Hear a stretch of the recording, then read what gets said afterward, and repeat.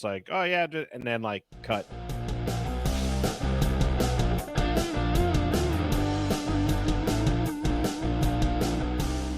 What is going on? And welcome back. I know we've been away for a while, but it is episode 10, Joey, of the Noble Steady Sorta Sports Talk. 10. And we got a special kind of episode today. We've been doing mainly the sports avenue, but now we're kind of reaching a little bit of a dead period in sports. You know, there's stuff going on, but our major stuff is kind of hitting the lull. We're hitting the dog days of summer.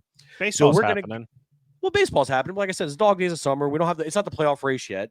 When we get down to the nitty gritty, which we're going to get into, we're getting close to the day that one of 2 days, I think, in a calendar year that doesn't have a sporting event happen. Yep. I think it's just in this country too, if I'm not mistaken. Yep. Just in this country.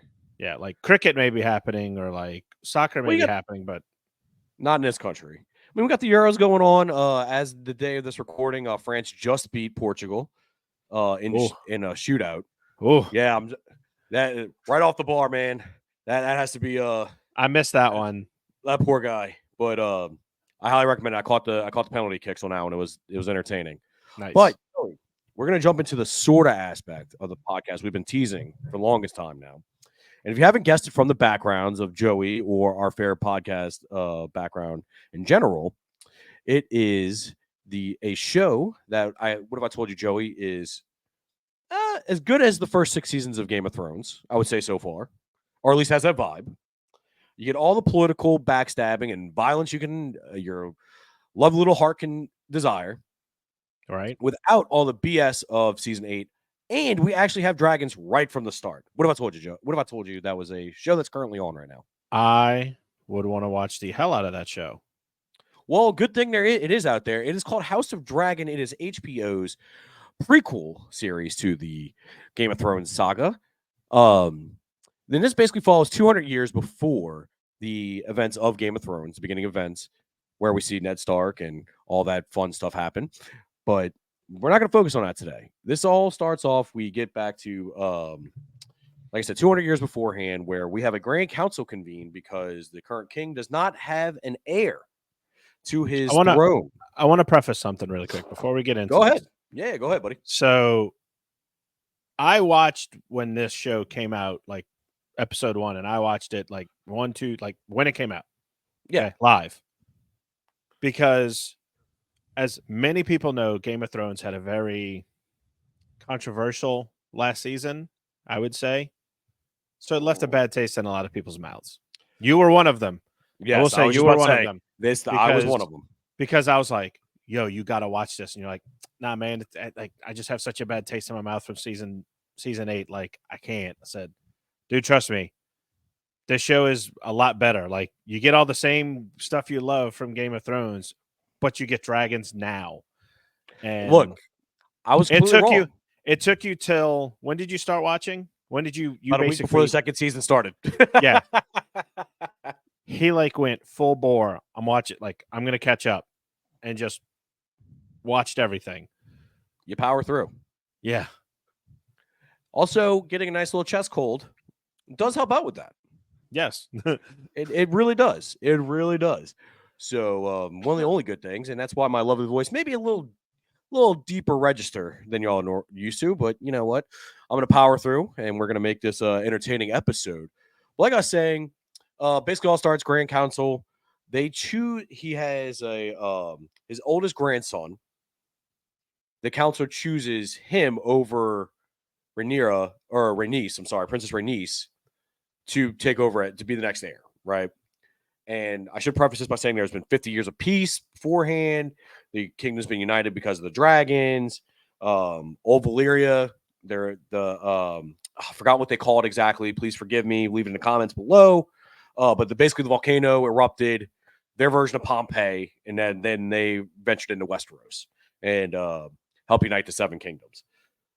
But that basically leads us to our main character, Princess Rhaenyra. When we fast forward a little bit, I'd say about maybe 10 years after those events of the Grand Council. And she is living peacefully with her dad, King Viserys. Viserys. Sorry. Viserys. Yes. Viserys was the outgoing king. Viserys is the new king. Yes. Did I say queen? No, King. You're right. Okay. So that's one thing, Joe. I'm gonna count on you. I am terrible at Yeah. names. I'm gonna keep bouncing Listen, off. this is like the hardest show to, if you're bad with names, just have like the kid cheat sheet in front of you of like, okay, this character is that person, this character is that person. I'm the same Most way, of the but time, we'll kind of help each other out. we'll help each other out with that one. But most of the time, I'll probably refer them by their house and like the Baratheon kid or in that subject. I'll probably be around that aspect of it. Be a Yes. little bit easier for me. So if we need to fill in a little bit, we'll try. But bear with us here. And again. then like sometimes I might refer to somebody by a character they played in another show. I.e. for the Uh-huh. longest time, Damon is played by Matt Smith, who used to be Doctor Who. So then I sit there and go, what's the doctor doing with whatever trying to kill that person? Can I just say, Matt Smith Yes. as Damon, I couldn't take him seriously for the first 3 episodes, not in a Kind of have bad to. way. Like, I You had have to to get suspend used your to it. disbelief, right? You Yeah, know, I'm sitting there because you're used to looking him at as a him like, doctor. yeah, Matt Smith is like, "Oh, man, he's a really nice, like, laid back, funny guy." Like, why is he all of a sudden just angry and just pissed off at the world? And uh so it's like I still look at him like uh I'm not gonna give anything up because you're not that far yet.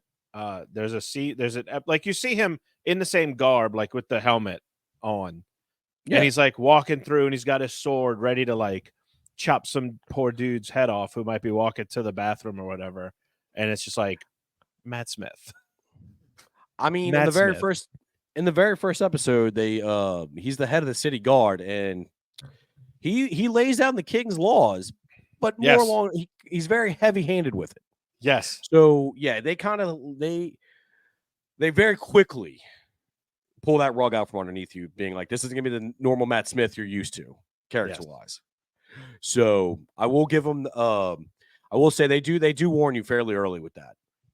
Well, okay.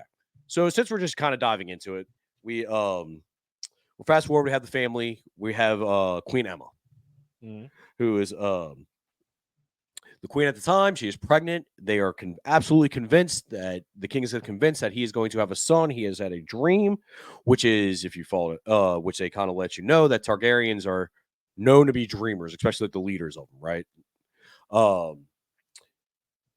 Fast forward, he has a dream that he's going to have a son, Balon, which he does. But, oh boy, this The is the text first message buckle your chin strap moment.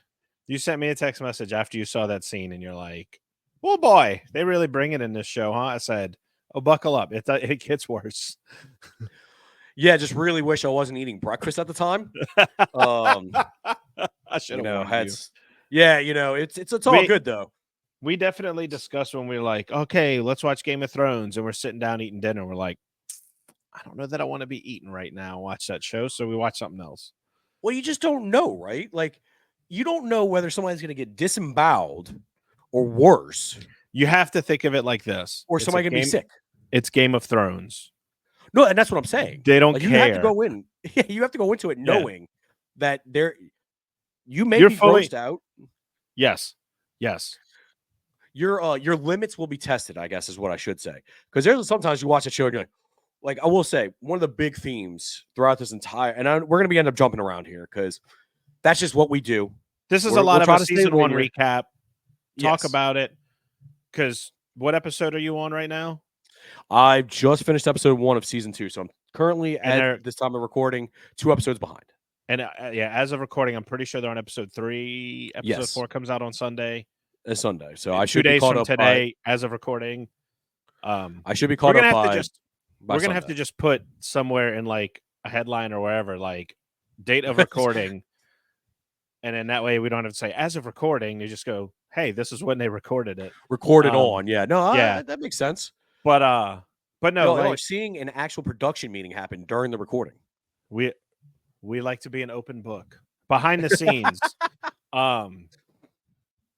But overall, I think the beginning you kind of see like kind of the path that's going to happen. When the baby dies and the queen dies and Viserys is by himself, it's like you kind of get okay, so what's going to happen? Is Damon going to take over? Oh, one second. Can I rewind a little bit? You skipped Sure. over the part where Hmm. we kind of danced around it. So the gross part is basically the baby's breech, and for those who don't know, it's when the baby's turned during the birthing process. So nowadays, there's able to turn them medically, and then of course there's the option of C-sections, which now is a common medical procedure that happens all the time. No, I'm not saying there's not complications that happen, but it's generally safer. Well, they gave the king the option of this during these times, which you got to realize is medieval. And they basically told him, hey, we can either save one with being the kid or we lose both. And his choice was, without even asking his wife, Emma, he decided to try to save the baby, which he did for a little bit. And then Joey, take it over from there about Yeah, how the so the lineage baby was going to go. died. Baby did die. And the wife died.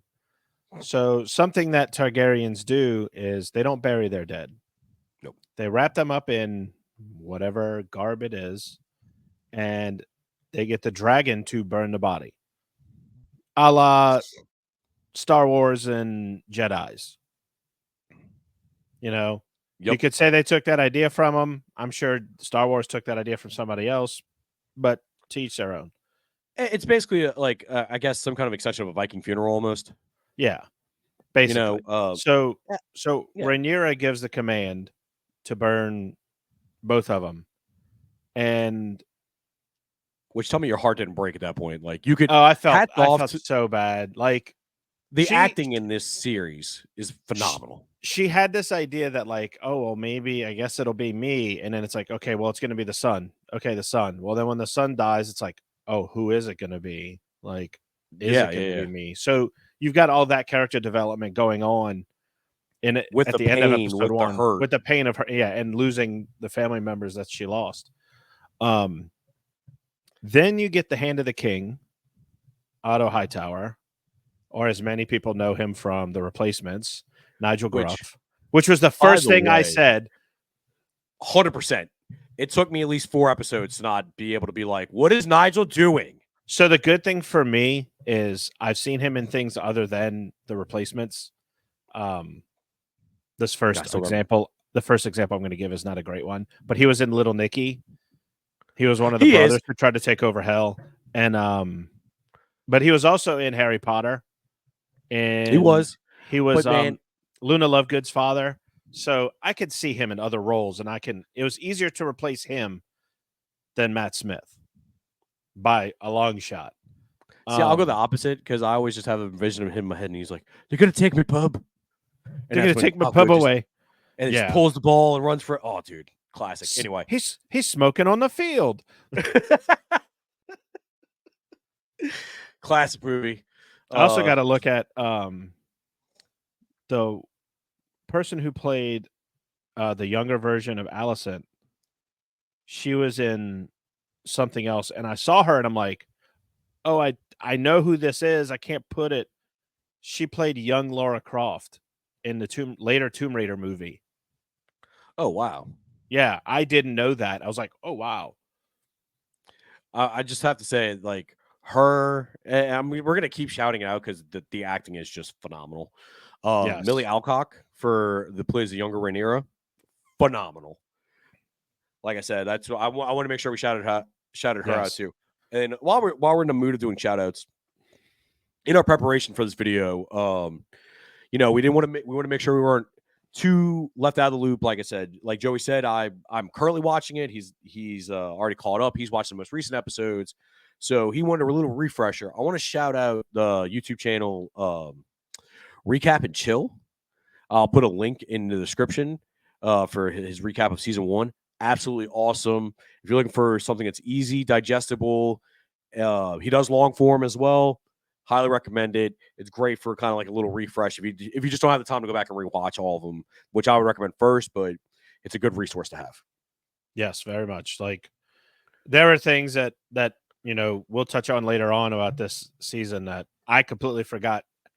Like I knew it happened, I forgot how it happened. So that quick little recap, it just kind of like jogged the memory a little bit, which was really Yes. good. So back to the stories. I mean, back to the first episode. There was also during this tournament, you saw Damon actually get defeated by Sir Crispin, who was actually shown favor by Rhaenyra, and then so you kind of get introduced. We get introduced to him. You know he's going to be something special throughout the series. You just don't know through the first season how pivotal he actually is going to be until we get there. So one thing was after the first episode, Damon kind of shows he shows periodically, but he really just shows that he's not. I don't want to say king material, but he's a hothead, right? Yes. He's going to rule with force. He's not, and the whole idea is to keep the peace, right? They've had 50 years of peace before this current regime, and have had peace now. So this is all leading to trying to set up a succession plan where it won't be challenged and peace can still be held in the kingdom. So Damon basically just shows that he cannot be trusted with that, being that fair and just king. And actually, his downfall is by saying king for a day, and not referring to Balon, the king, his nephew and the king's son, who is going to be the heir. And that leads to the event of him being banished, and Rhaenyra being named heir to the throne, and people bending the knee and swearing their allegiances. All these major houses, like you got Lannister, Baratheon, which is all key. What's going to come later? This is a pivotal part, which is going to come later in the show, right?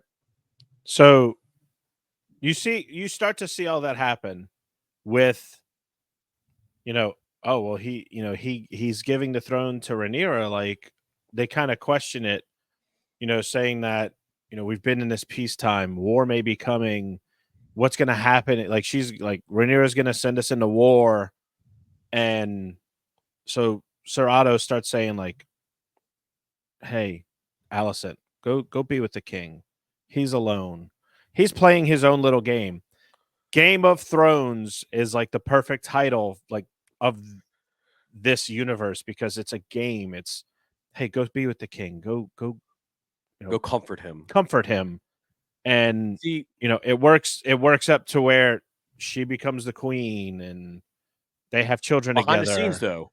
So let's jump ahead with because remember, after Emma dies, that next episode they spend a lot of time with him.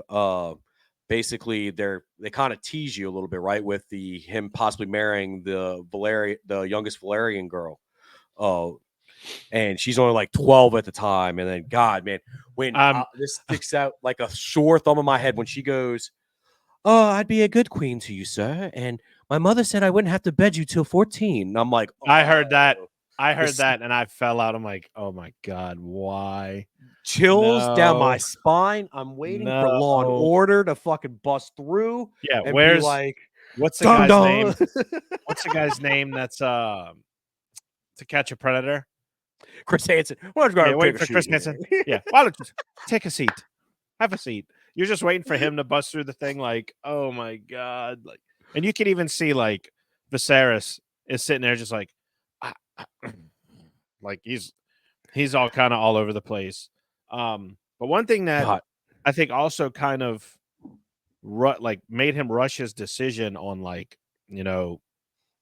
because eventually he picks Alicent to wed, and that's what gets that kind of throws everything in a loop. But part of the reason he's doing that is he knows he's not doing well. You see him little signs in one of the first episodes. You see him sit on the throne, which is a bunch of iron swords, and he nicks himself. And he goes, and then you start seeing like his pinky starts going away, and then they have to amputate his pinky. Yeah, and he's got sores on the back and everything. So it's like he's sitting on this thing that gives him absolute power, and it's ultimately killing him. And he's racing to have an heir that he doesn't have with Emma. He has to have with Alicent. And so he goes, my heir is Rhaenyra. And to give him credit, he's stuck with it. He says, it's Rhaenyra. Like, I'm not moving from it. People everywhere is like, no, you have to reconsider. You have to reconsider. He stood his ground that he was that this is what it's going to be. No ifs, ands, or buts about it. And, even goes as far as telling her the song of fire Ice and and ice, fire. ice and fire. And it's something that only the Targaryen king can know the story. So did you nerd out a little bit when he said that? a little Like, bit. the thing. Yeah, just a I little know bit. what I he's was like, talking about. I'm like, I know that story. It's like, holy crap, he's talking about what's going to happen later on. Yeah. But it's, So I'll let you finish, but I have a theory about I think way part he of it found is, he tried so hard to stay this route, like keep Rhaenyra as the heir. And, I'm calling it Otto's plan because Otto's the reason that this is all happening. He pushed so hard for it to go wrong and to give it to Aegon that, he warned that Rhaenyra was going to start war. But, and I'm kind of jumping ahead a little bit, You're but good. You're good, bud. We gave him the what warning he already. ultimately tried to stop, he ended up starting. So it's like, you tried to do something so hard not to do, and it ends up happening. It's We're just gonna get kind of, there. I yeah, think his plan would have worked. So we'll get there. I do yeah, think his plan would have worked if there wasn't some key things moving here. yes, So I want to jump back to the king nicking his hands, and it's him slowly dying of what I'm assuming is sepsis or gangrene kind of thing, right? hmm To me, with every little bit, because with the show, there's a lot of time jumps, right?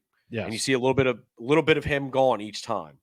To me, it's almost a visual representation of the toll that the crown is taking on him, right? And Yes. I feel like it was a brilliant little way they did that. Because towards the end, you just see him as a husk of himself, of how much he has given to the crown and how much it is just literally taken out of him. By the way, And I that thought they was did that brilliantly. leprosy. Leprosy. Okay. Yeah.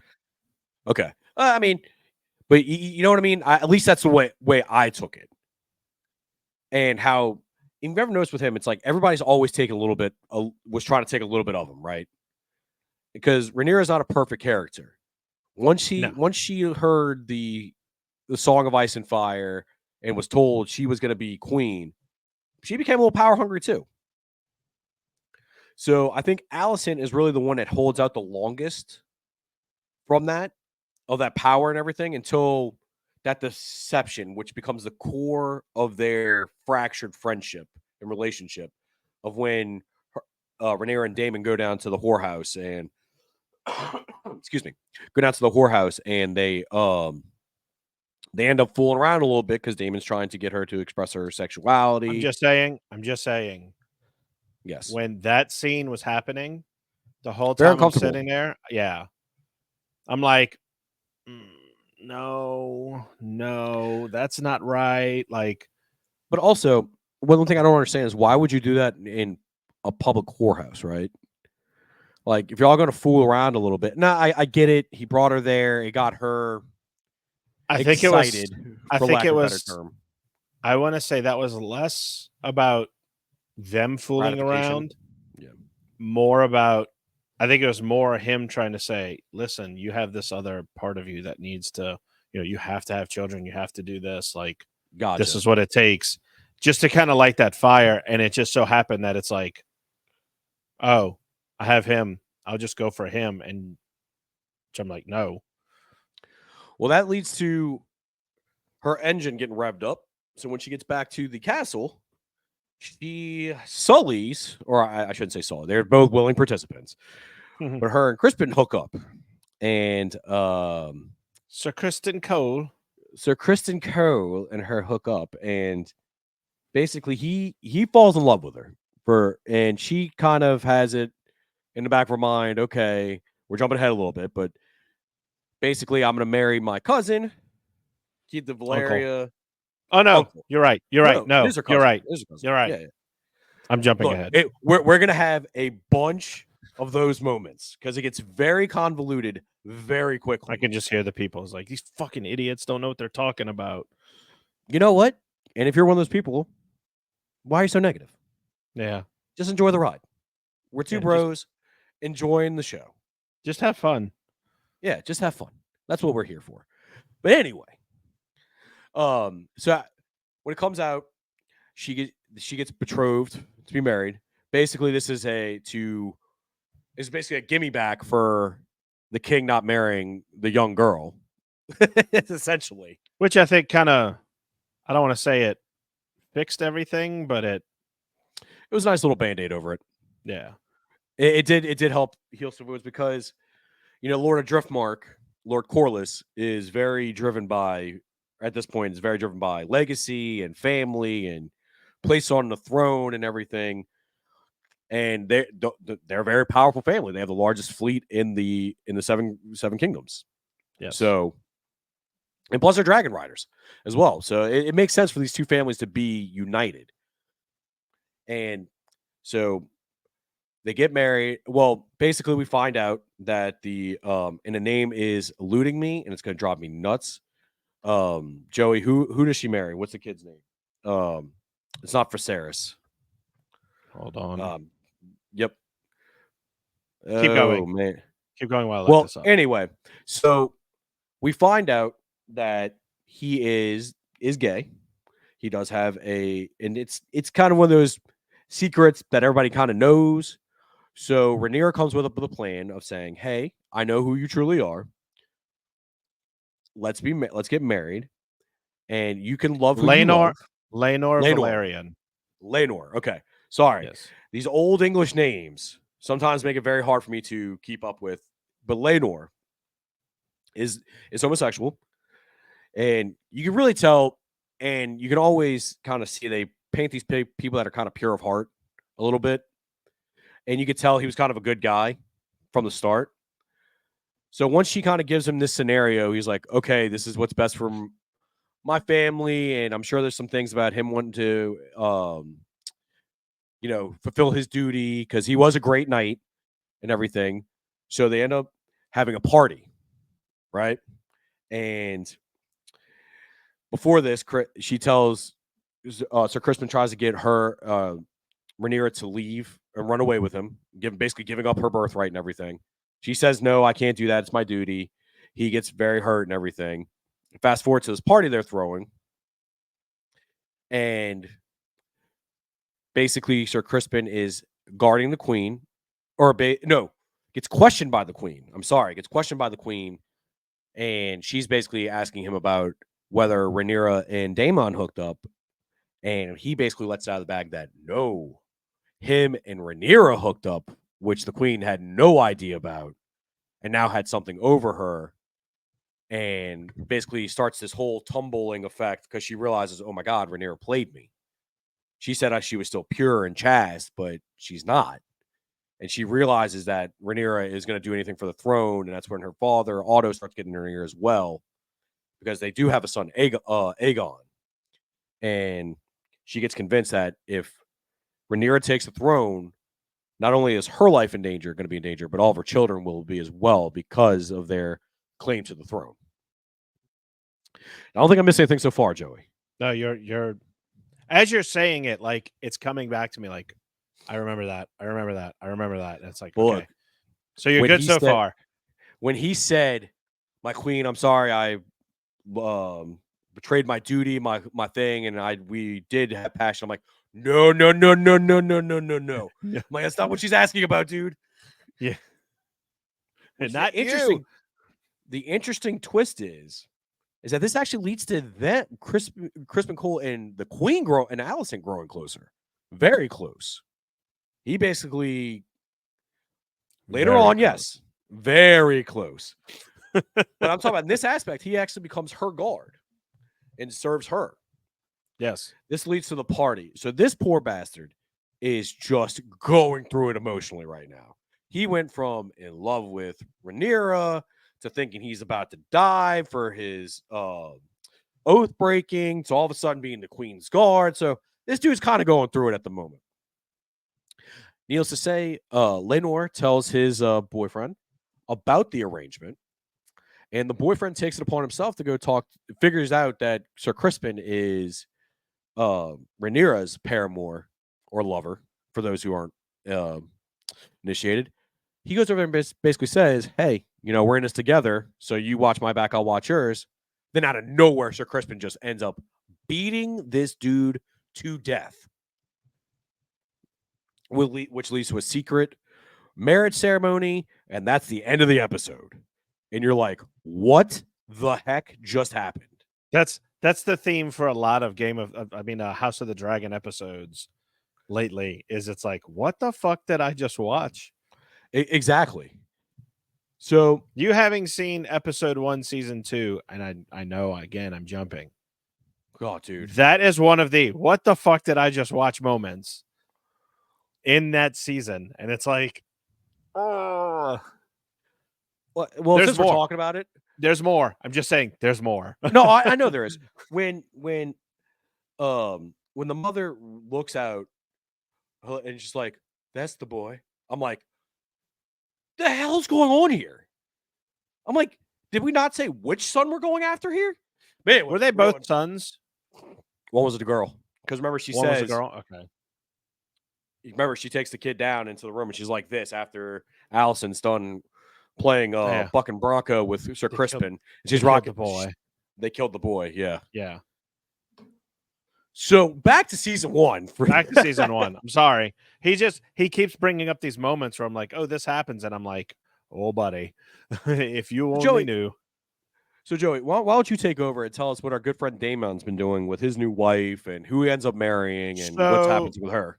So Damon goes and just, my computer is frozen. There we go. Damon goes and he is forced out because he tries to start a romantic relationship with Rhaenyra. King Viserys finds out. The second time, the first time was because he was a King's Guard. King of the Day. King of the Day. So he got banished. Comes back after an amazing battle. He tries to fix things with his brother. Turns out he's really trying to just, I can't say it. Spread the love. Spread the love with his niece. All right. But basically he's doing that. So he gets banished again. I'm going to stop you real quick. Banished to the Vale. So for these instances of family intimacy, we're just going to say family reunion. I'll say this. So far, it's all happened in season 1. Yeah. That's it. Like, you still have, people are married to people. But it's not as much in your face. Right. So, where was I? Damon was banished to the Vale with the woman he's forced to marry. He doesn't even get in the castle. He just stones her to death. And then walks in, and you don't see him do it. You just see her laying on the ground, and he's got the rock in his hand, just holding it as if he just this was my weapon that I killed my wife with. Goes in, and he gets the Vale. That's his castle now. His inheritance. Yeah. Yes. I think he even walked in and said, I'm here to collect my inheritance. And then that whole thing started. They're at some banquet, and the guy was and the guy that was actually on the hunt with the girl, he was like, I know she was a great rider and everything like that, and blah blah blah. He goes, oh well, you do realize that since we didn't have any kids, I'm actually the heir now to the Vale, so you might want to watch how you talk to me. Yeah. So that happens, and then I think is that when it does the time jump? Yeah, we jumped. So he ends up marrying another Valyrian to Lord Corlys's daughter. Yeah, the one that was supposed to marriage to help kind of fix things with everybody. And Rhaenyra's back in King's Landing, married to Laenor, and somehow having children with him. But they're not coming out with the traditional Targaryen hair, that white bleach white hair. They're coming out with dark hair. Also, let's not skip over the fact there is a lack of tan involved as well. So for Lord Corliss's and the Valerias, they are African American, portrayed, but all the kids are coming out brown hair and what, green eyes or something like that, Yeah, or sometimes it's blue. Yeah, basically they don't have the traits that any of the Valerians Valerians have. have. Yeah, So it's like, okay, that's kind of weird. But it's very people are obvious. questioning it. People are questioning it, but they're not like questioning it to King Viserys because he refuses to see anything different. He's got his heir. It's just going to be how it's going to be. Which, if it happens that way, I don't think you have the problems you have now, but it is what it is. So there was a moment where you have to remind me what was the time frame of when Damon's wife dies and Rhaenyra's husband dies. So it's actually at the funeral, right? For Daemon's wife. That's when everybody's all together. And basically, this time period, Laenor has been out, you know, he hasn't been the best husband where Rhaenyra hasn't been the best wife either. They kind of realize like, hey, this arrangement seemed great when we were kids, but as adults, we kind of realize it's more than, hey, we'll just be with the people we want to be with, right? Because people talk and everything like that. Yeah. And so it comes to light where people are starting to question it more, especially Allison's kids. Because there's a fair amount of bullying actually, which is kind of weird with uh, Jace and Aegon bullying Aemon, which is Aegon and Aemon are the sons of Alicent and King Jacaerys. Viserys. Viserys. Okay, Jacaerys. Jacaerys doesn't exist anymore. I know, but they talk about him so much, it just kind of all blends together. Ugh. But anyway, so there's a one scene where they kind of bully him. Aemon doesn't have a dragon right off the bat. So after, and it's going to lead somewhere. So after the ceremony, Laenor is a wreck over the death of his sister. Um, the two daughters of Daemon and the sister are a wreck as well. So the kids try to comfort each other, right? There's actually some awkwardness uh between the, for lack of a better term, the For bastard Damon's, sons yeah, for for Rhaenyra's Rhaenyra's kids. kids and Daemon's kids. There's some awkwardness, and they do it really well too. Where the kid that's supposed to be Lord of Driftmark now after Lenor's death, he goes up and grabs her hand and you can tell they just don't really know what else to say, right? Because that natural feeling is not there, and they played it off really well. So fast forward to that night, right? Well, there's an issue here, Joey, with Daemon's wife dying. There's a dragon that doesn't have a rider. And it's the So biggest one.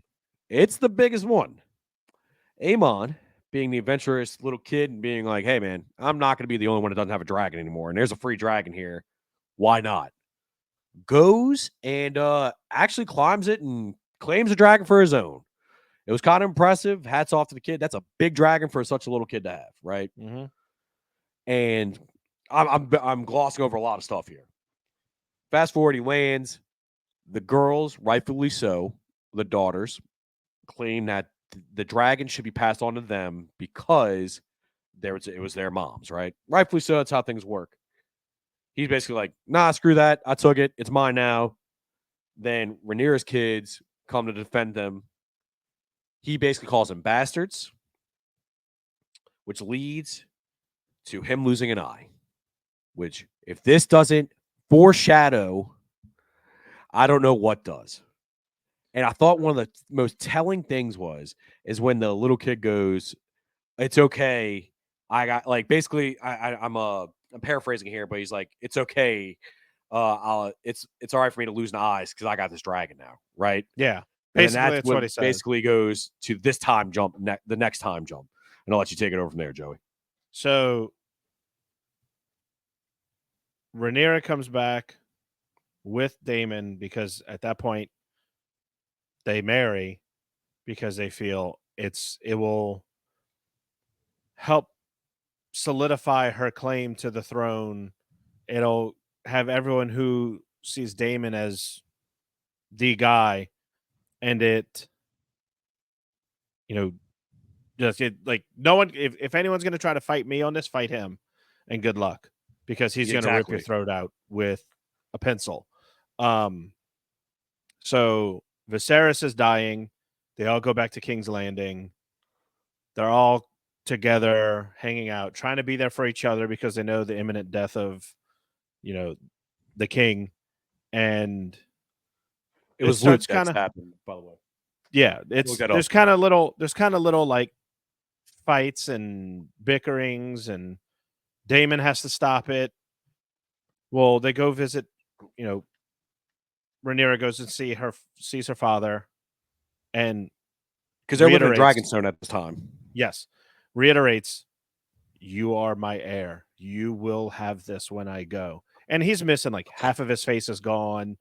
He's bald. He has to wear a mask. Um, when he sits on the throne, he's real frail. The crown falls off his head. Damon goes up and puts it back on his head. And you see this poignant little moment between them that it's like, listen, we've been through a lot, but we're still brothers and we still love each other. And I enjoyed seeing that. Like, it's like, we hated each other for certain things, but like, you're still my brother. And, uh, Rhaenyra leaves. She's got the claim to the throne. Can I Well, backtrack 1 second? go for it. We skipped one thing. I did on my. So when we fast forward, the sons were from at this point were Oh, from yes. the strong household, Yes. Because which the son was her her new guard. new guard. Well, all the sons were coming out with dark hair. That's whose kids they were. Yes, it was They strong. were So they were the Strong's kids. what ends up happening is, um, there's a training session. Sir Crispin calls them out. Basically, everybody kind of realizes, all right, we need to separate them out. This is too many people are figuring it out. So the hand of the king at the time, after Otto Hightower is banished, which Allison blames Rhaenyra for, after so the current hand is from the strong household as well. He's like, let me take my son back to Highmark. That's where he needs to be, and I'll set him up there, and I'll be back. Little did we know that the queen unknowingly was, how do I say this, was confiding in the younger brother, Strong, who has a disability. He was kind of, that's Laris Strong. You see him kind of limping around. He's always in the background, right?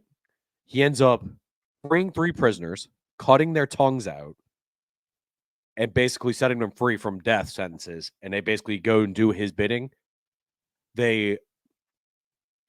Wow, I'm blanking on this.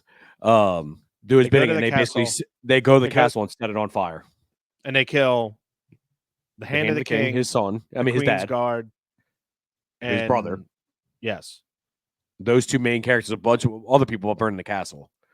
That was the main thing. I forgot we kind of need to touch on because it's a major event. You have to forgive us because this show came out 2 We're trying years to give you ago.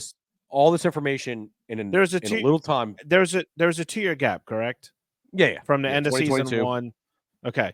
Yeah. It's so if it happened last year, it'd be okay. We kind of remember now, especially with me. It's like, okay, I'm trying to remember. Okay, this guy had this guy did that. Like, We can promise you moving forward that when we yeah, do our episode reviews, we're now going to be on we'll it. be good. It's going to be more concise. Yes. But no, so when the kids kind of fight back and forth, they're talking about eye for an eye. Aemon shows the eye, which is really actually pretty damn cool.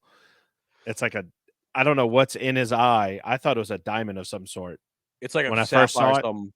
It looked They cool as used to, hell. so this is at all the Baratheons in River Run. Yeah. This is after just Viserys has passed away. During his final breaths, he thinks he's talking to Rhaenyra but it's actually Alicent. He lets out the Song of Ice and Fire and says, "You're the only one that can do this." And she takes that He as, said Aegon the Conqueror, the "Oh, that's only right." one that can do this. Because he mentions Aegon by name, which is the name of her son. So Which is she hears it and goes, "Oh no," he said, "Aegon." And so after his death, Otto is back and they have which a emergency council to usurp the throne which we come to find out from they've been planning the entire time. Game of Thrones. Except that one guy, he's like, "Wait, this is treason at the At the very highest least." level. And And then Crispin just kills him. yeah, he slams his head on the table through the little marble that they have to put on a thing in order to talk, and you see the blood come from his head. But it's and this is where it comes back to them getting the kings or the royalty that bent the knee beforehand to basically renounce their vows and now back Aegon. Mm-hmm. So basically, the whole thing is they wanted to make all these people see Aegon be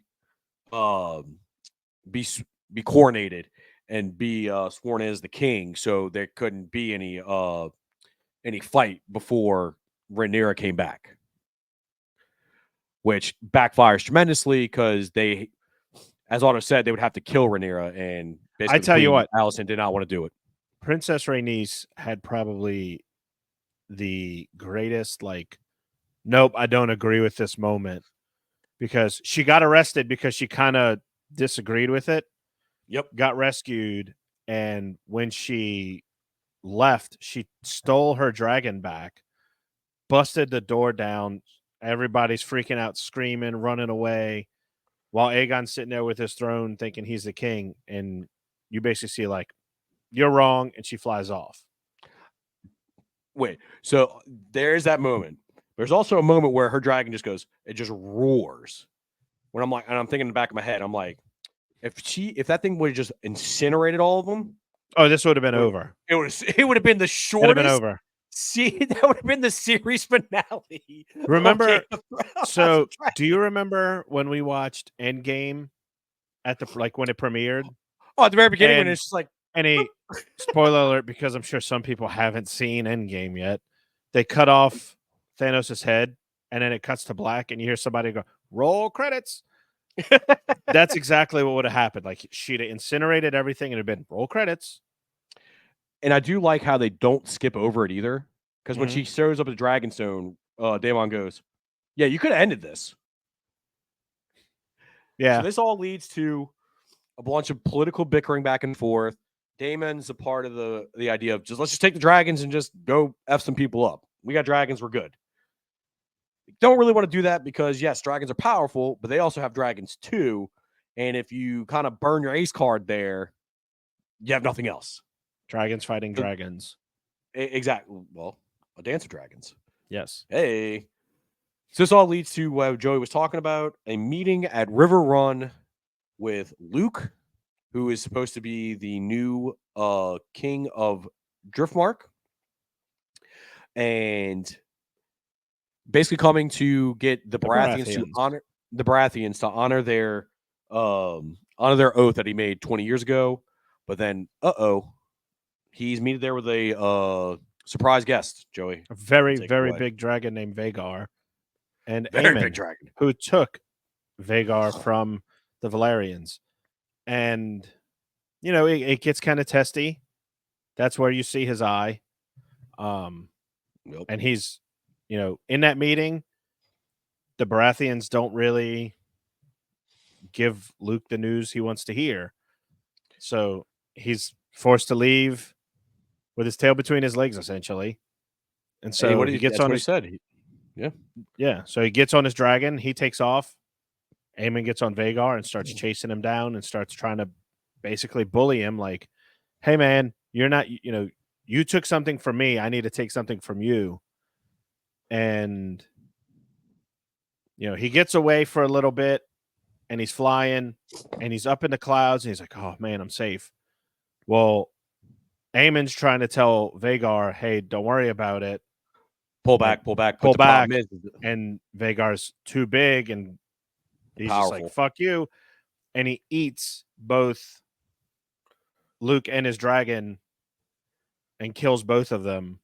And you see kind of like the what have I done look on Aemon's face where he's like, Because he knows what oh just happened. no. Yeah, he's like, I fucked up. Like There's no coming back from that. yeah, like whatever has just happened is now set in stone.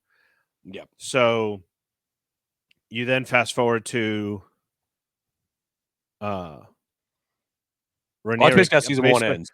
Rhaenyra finding out that her son is dead, and it's just her turning around, and you just see like the anger on her face, like I'm gonna fuck them up, and then it cuts to black, and that's the end of the season. I got goosebumps. I got goosebumps thinking about it right now, dude. Yeah, like it's a wild ending, and it's like we gotta wait 2 years for this shit, son of a bitch. That's one thing, especially with all the CGI and everything like that. Like it just takes so long. Well, and then you also got to think too, like they had the writer strike, they had there was another, I think the actor strike also. Yep. Which I think they it was already planned to come out in 2024. So there wasn't a like, oh, it'll come out 23 and then change to 24. I don't think it helped matters. Like I'm sure it would have come out sooner if it wasn't for the strike, but they're just like, hey, let's just put it summer 24. That's a 10-week stretch where it's, people love the summer, except if you're from here and it's 110 degrees. It's actually kind of brilliant the way they did it because, look, they need a hit right now. Yeah. HBO has not had a major hit in a while. And, they usually have one that's going, and you're like, all right, well, it depends who you ask. Like, am I saying that? Well, the last one was White Lotus. Am I saying like White Lotus was as big as Game of Thrones? No. I don't even think Last of Us was as big as Game of Thrones. Well, it's hard to be as big as Game of Thrones. It was the biggest show on television. But they need that, like The Sopranos, biggest show. Exactly. The Wire, one of their biggest shows. Deadwood, one of their biggest ones. What was the one you said? Or you're just saying great television? Just great television in general. Yeah, I was like saying, you have those shows that it's like, oh, this is an HBO show. This is an HBO show. So Game of Thrones, House of the Dragon, it's, that universe is just so big and it's so important to that brand that, Max, yes, it's doing its thing where it's at, but at the same time, I don't think there's any other way.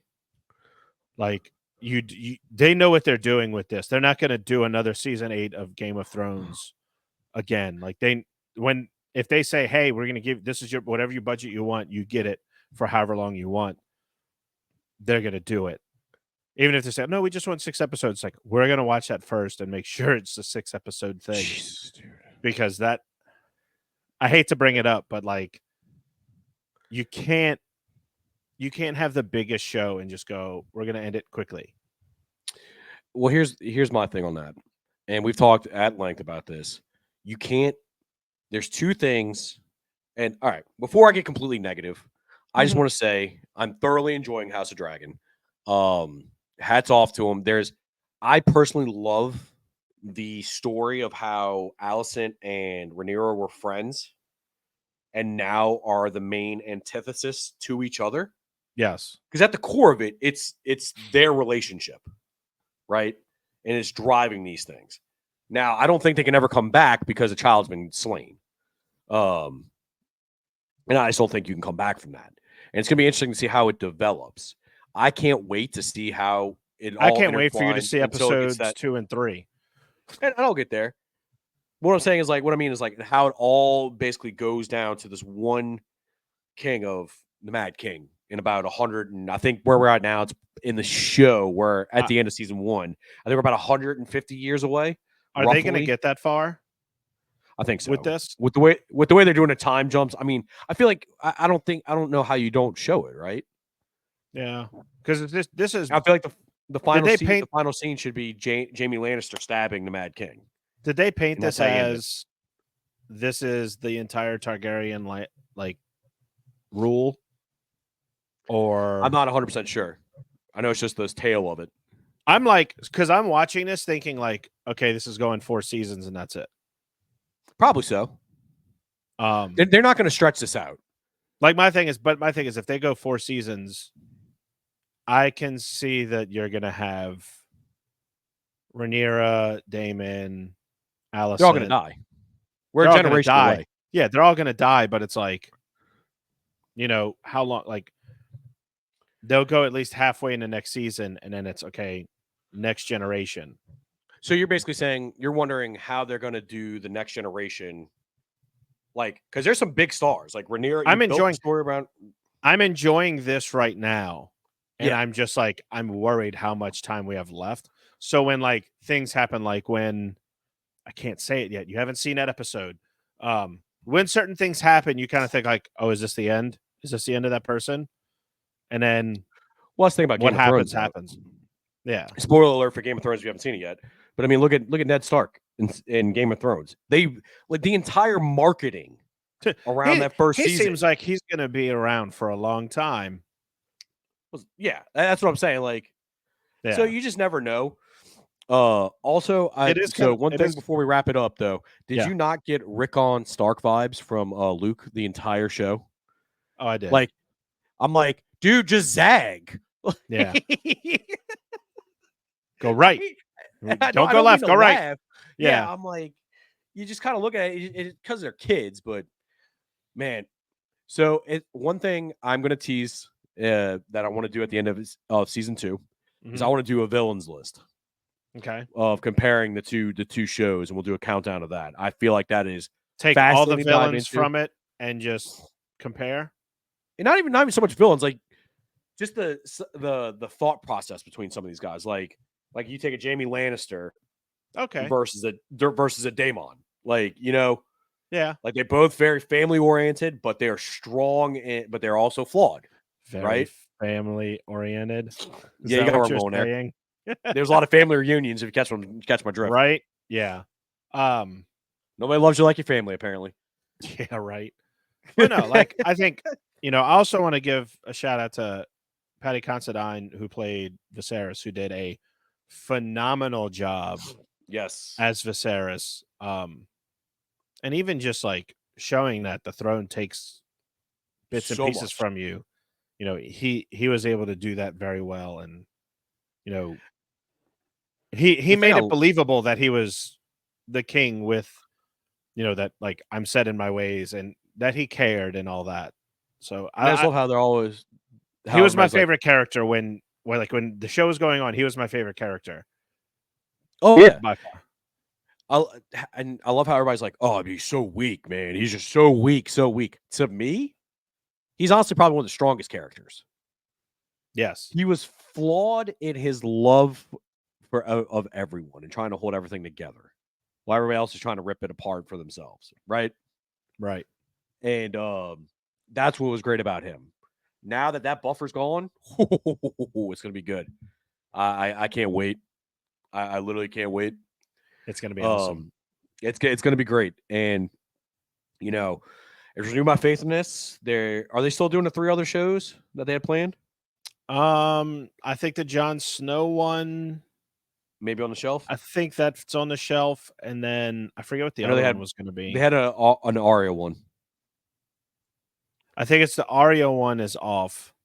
The Jon Snow one may be like temporarily shelved, but I think they're going to spin something else. Okay. There's another story they can tell that they want to tell out of it, and I mean, you can keep this thing going for years. I mean, you can do a future one if you wanted to. Yeah. But we'll see, man. I'm excited. I think we're going to try to do an episode review each week. Mm-hmm. That's where we're going to be going for, and then we'll still talk some sports. I mean, like as of recording right now, you see my headline: Berhalter out, the U.S. soccer coach, I believe, should be fired. So does, which is really big, the American Outlaws, who's the biggest fan group for U.S. soccer, has put out a statement saying saw that. Yes. That's big. When you're getting them to say Yeah. fire the coach, it's like, "Ugh." Well, in all fairness, when you can't make it out of the group stage, They're the first host country for Copa America to be eliminated before the knockout stages. yeah, it was not a great performance. It was embarrassing. Look, you said it. Here's the other thing. Uh, Here's the other thing. Okay, here's our sports talk for this episode, and I'm going to vent a little bit. When you're a coach, as I was a soccer coach at one point, not as successful as Greg Berhalter, but I digress. You're not worried about stuff going on off the field. You're not worried about games anywhere else. You need to get the job done where you're at. Him going in like the 70th minute or whatever minute it was, yelling at the field, it's 1-1, talking about the Panama who'd they play? The Panama game, Panama Bolivia. Bolivia. It's Sorry. 1-1. Why are you telling them that? Don't let them know that. They don't need to know that. No. They only need to worry about it's 0-0. Keep Uruguay out of the goal. Keep them from scoring. And guess what happened right after he said that? Uruguay scored. They lost. They got eliminated. And then you have reporters asking the players, like, what do you think of, do you think, Ballhalter does a good job? And it's like, what do you think he's going to say? If he says no and he still got the job, guess what? That motherfucker ain't playing in 26. Like, there's dissension that is clear. Something's broken. And the easiest way to do it before 26 Fire. is to rip the Band-Aid off now. Yeah. And start building the culture now while we still have a chance. And granted, it's not ideal being only 2 years out, right? Supposedly U.S. soccer is going to come to a decision. I think it's Tuesday is when they're going to come to a decision on the future of the position of the men's soccer coach. And in my opinion, they need to let him go, and they need to go for somebody that is a strong name in men's soccer that is available. They did it with U.S. women's soccer. They got Emma Hayes from Chelsea Women's Club to come coach. By the way, Emma Hayes, successful, very successful at Chelsea. There's a couple coaches out there that have said, they love America. They love being in the United States. One of them just retired from Liverpool. His name's Jurgen Klopp. I would gladly have him be the coach of the U.S. men's national team. People are saying Pep Guardiola. He comes to America often. He was actually at the NBA Finals and spoke to the Boston Celtics going into Game 1. He's currently the coach at Manchester City, who have so many financial allegations against them that they could lose points to the point where they get relegated. That's like insane. He might jump ship and say, no, maybe I'll give my hand at this. That would be a fantastic pickup to get. They keep talking about this is the golden generation of U.S. soccer. We need to stop calling it that. This is the best our team has had. It's not the golden generation until they get to a semifinal. They don't until they get to a final. The 2002 World Cup was in Korea and Japan. That team made it to the semifinals. I'm pretty sure they almost made it to I think they made it to the semifinals. Anyway, I digress. They went to the Confederations Cup in 2009, beat Spain, and lost to Brazil. They beat Spain, who won, or they beat Brazil. They beat one of them. And it's like, whoa, you beat either the defending, they're statement victories. Yeah, it was a statement victory, and you made it to the final in a big tournament. That this team can do that.